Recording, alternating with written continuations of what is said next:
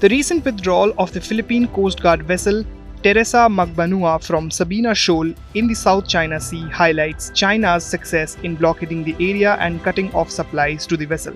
Since August 19th, the Philippines has repeatedly sent maritime police vessels to attempt to intrude into Sabina Shoal, during which they have deliberately rammed Chinese law enforcement vessels in a dangerous manner. The Chinese side has taken the necessary measures in accordance with the law and regulations, and has operated in a professional manner on the spot. China is committed to properly managing differences through dialogue and consultation, but patience is limited. Philippine sailors were reportedly dehydrated and malnourished, leading Manila to pull back from the shoal where China has established a significant presence. The situation bears similarities to the 2012 Scarborough Shoal standoff when the Philippines attempted to assert its rights with its warship Gregorio del Pilar, only to face weeks of confrontation with the Chinese Coast Guard. Manila ultimately withdrew, allowing Beijing to gain full control of Scarborough Shoal, a decision that continues to leave the Philippines wary of Washington's role, as the US back channel effort then did not yield the expected mutual withdrawal by China. Despite increased tensions with China over the past year, Manila has avoided directly involving the US in its disputes, particularly in incidents near the Second Thomas Shoal, including one in June where Chinese forces aggressively boarded a Philippine vessel. Although the Philippines had hinted at seeking US aid when supplies to its troops ran out, no formal request for US intervention was made. China has stated it will allow humanitarian supplies to reach Philippine troops at Second Thomas Shoal, but no similar assurances were offered for Sabina Shoal. As Manila plans to replace the Teresa Magbanua with another vessel, the potential for further clashes remains high.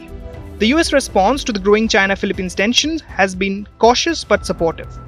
Would the U.S. consider, certainly within the context of consultations, every option between the two sovereign nations in terms of our mutual defense?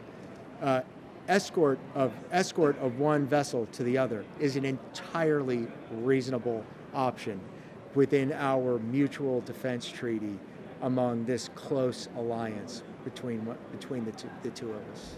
The idea of US naval escorts in the region suggested by the US Indo-Pacific Command was met with harsh criticism from China, which warned against any foreign interference and accused the Philippines of acting as a US pawn. Direct US military involvement in the South China Sea could escalate the situation and risk a great power conflict between the US and China, with the Philippines potentially suffering the most from such an outcome. Manila's reluctance to call for direct US aid reflects its awareness of these risks. Legally, the Philippines is on solid ground following the 2016 Permanent Court of Arbitration ruling, which invalidated China's extensive maritime claims in the South China Sea. However, the broader strategy behind Manila's actions remains unclear. Well, definitely we will continue our patrols in the West Philippine Sea. No, not just the maritime sea patrols, but also our air patrols.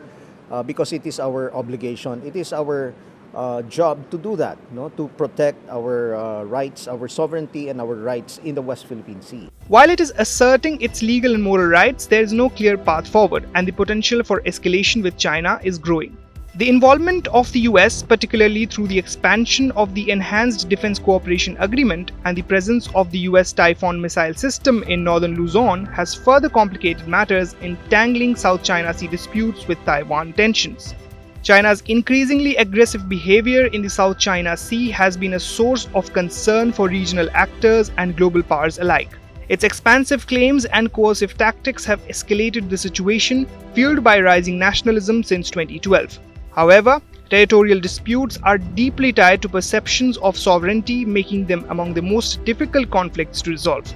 The intertwining of South China Sea issues with the broader U.S. China rivalry and the Taiwan dispute adds further complexity, underscoring the need for a clear and insulated strategy that avoids conflating these separate conflicts.